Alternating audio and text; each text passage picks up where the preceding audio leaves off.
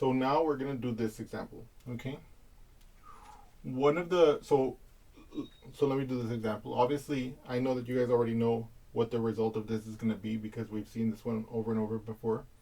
But let's do it again, but using synthetic division to again acclimate ourselves to the process of synthetic division. We're dividing, first of all, are we dividing by a linear term? Yes. In this case, x minus 3. Okay. So whenever we're going to do the synthetic division, we take the opposite of whatever the number is. In this case, it's x minus 3. So I'm going to put a 3 on the outside of our synthetic division house, like this. Okay? And then I look at my polynomial and I make sure it's not missing any terms. That is to say that for every power of x, there is a term there. And if not, we remember that we have to put zeros. Now, in this case, we don't have to put any zeros in the as placeholders in the division house, in the synthetic division house. But we will see later that there are some examples like that. And so we'll see how to handle those at that time. Okay. So in this case, we know that we can write this as 1 because it's the coefficient of the x squared, a negative 1 because that's the coefficient of the x, and a negative 6, which is the constant term. Okay. So now here's the mechanics of the completing the the synthetic division. We drop this first number down like this. Okay. So that becomes a 1 here. Okay. And then what we do is we multiply these two. Okay. We place the result of this multiplication here.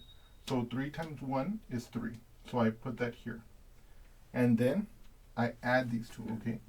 These, I add them. Okay. And that addition goes here. Now, what is negative 1 plus 3? Positive 2. Okay. So I place my 2 there. Now I multiply these two. Okay. 3 times 2, that's 6. And I place the result of that product here. Okay. So that gives me 6 here. Then I add these. Okay. I add these. Negative 6 plus 6, that's 0. So what does this tell us? This tells us that this divided by this gives me x plus 2. Okay? Okay.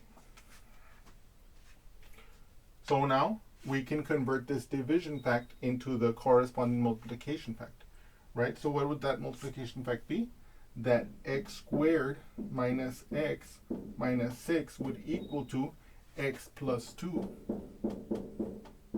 times x minus 3. Okay. And of course, that's exactly what we would have expected. Moreover, if you want to, you can multiply it out.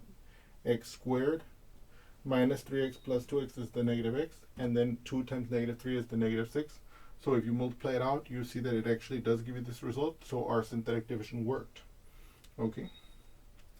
Now, before we move forward, I want to just briefly reiterate another interpretation of the results of the synthetic division.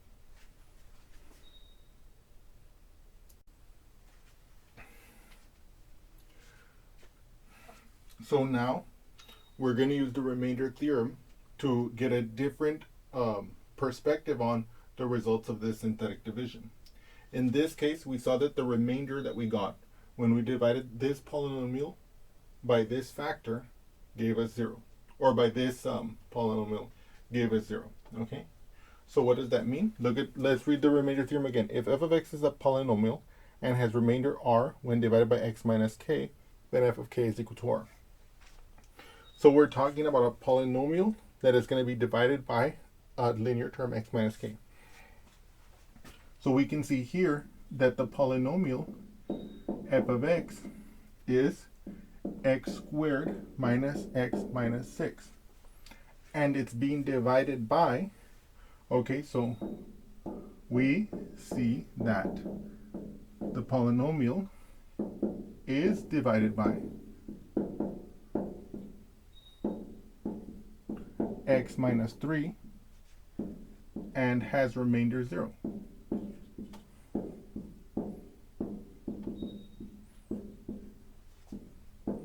Right?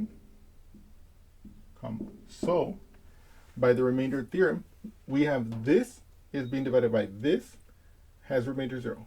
So look at this. F of x has remainder 0 when divided by x minus 3. So f of 3 will equal to 0. That's how we can interpret this result. Okay? So we can either interpret it as the division fact as we're imagining, because it's a form of division, but we can also interpret it in light of the remainder theorem as a statement about the evaluation of the function at this value 3, which is the opposite of the value in the factor. So in other words, the factor is x minus 3. The remainder is the f at 3. Okay. And of course we can look at that here. What is 3 squared? 9.